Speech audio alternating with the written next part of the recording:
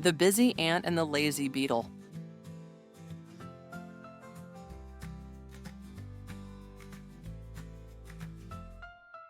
In a big garden, there lived a busy ant named Annie.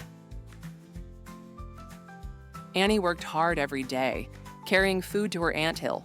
She was always on the move. In the same garden, there was a beetle named Benny. Benny was lazy. He liked to sleep all day and didn't want to work. One day, Benny saw Annie carrying food. He asked, "Why do you work so hard, Annie? Come and rest with me."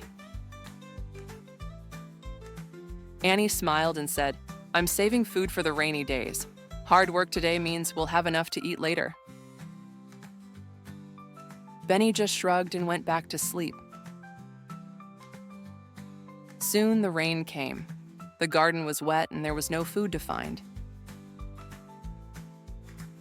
Benny was hungry and cold.